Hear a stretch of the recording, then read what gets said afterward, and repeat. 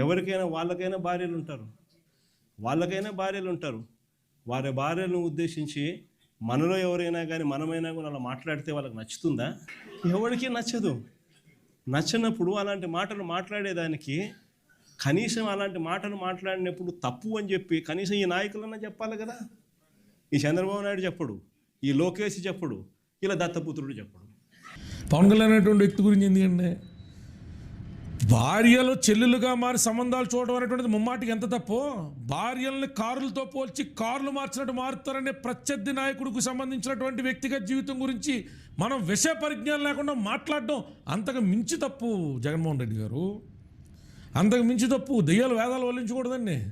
సంస్కారం మనం ఆచరించి ఇతరులకు ప్రబోధించాలండి. మనం ఆచరించలేనటువంటి సంస్కారాలు ఇతరులకు ఎలా ప్రబోధిస్తాం? జగన్మోహన్ రెడ్డి గారు, పవన్ కళ్యాణ్ గారు అటువంటి వ్యక్తి 4-5 సంవత్సరాలకు ఒకసారి మారుస్తాడు. మీరు మాట్లాడినప్పుడు వాళ్ళ భార్యలను మీరు అబ్జెక్టిఫై చేసి మాట్లాడినప్పుడు, ఆయన వ్యక్తిగత జీవితాన్ని మీరు ఇష్టం వచ్చినట్టు ప్రజా జీవితంలోకి తీసుకొచ్చి మాట్లాడినప్పుడు అప్పుడేమైపోయింది మీ సంస్కారం అని అడుగుతున్నానండి.